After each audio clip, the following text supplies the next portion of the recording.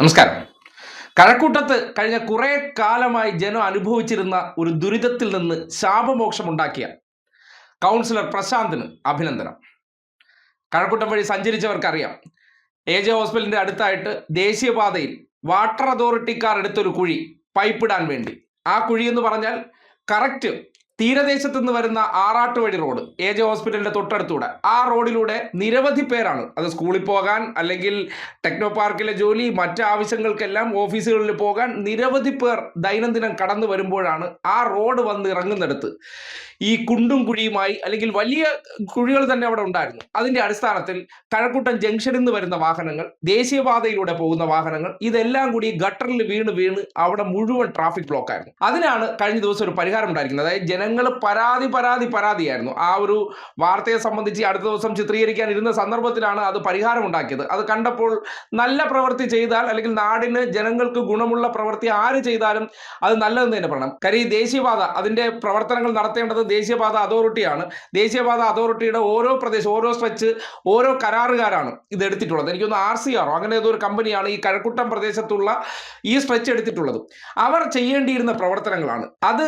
അവർ വെട്ടിപ്പൊളിച്ചിട്ടിട്ട് അതേപടി ഇട്ടിട്ട് പോയതിനെയാണ് നിരന്തരം കരാറുകാരെ വിളിച്ച് സമ്മർദ്ദം ചെലുത്തി കഴിഞ്ഞ ദിവസം രാത്രി അത് കോൺക്രീറ്റ് ചെയ്തു. അതിന്റെ ദൃശ്യം പുറത്തേക്ക് വന്നിട്ടുണ്ട്. ഇത് നോക്കിയേ.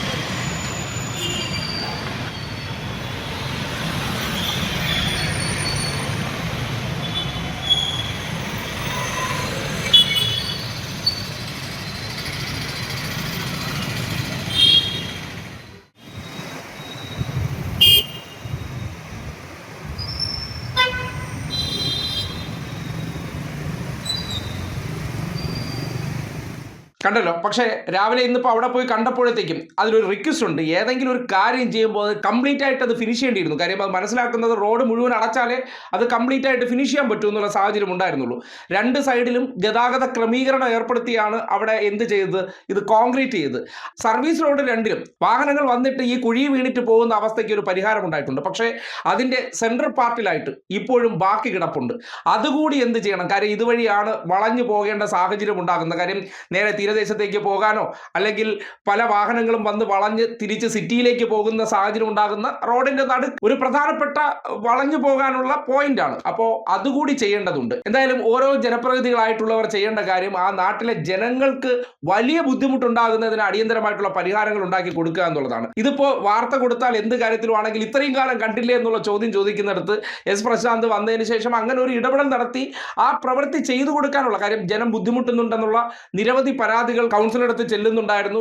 അതൊരു വാർത്ത കൊടുക്കണമെന്ന് ആവശ്യപ്പെട്ടുകൊണ്ട് ചിലർ എന്നോട് വിളിച്ച് പറഞ്ഞിട്ടുണ്ടായിരുന്നു. അത് കൊടുക്കാം എന്ന് പറഞ്ഞിരുന്ന സന്ദർഭത്തിലാണ് അങ്ങനെ ഒരു പ്രവൃത്തി അവിടെ ചെയ്ത് പൂർത്തീകരിച്ചതും. എന്തായാലും നല്ല പ്രവൃത്തിയാണ്. അതുവഴി വരുന്ന ജനങ്ങൾക്ക് ഇനിയിപ്പോൾ ബുദ്ധിമുട്ടില്ലാതെ യാത്ര ചെയ്യാനുള്ള സംവിധാനം ഉണ്ടാക്കിയ കൗൺസിലറുടെ ഇടപെടൽ ശ്ലാഘനീയം തന്നെയാണ്.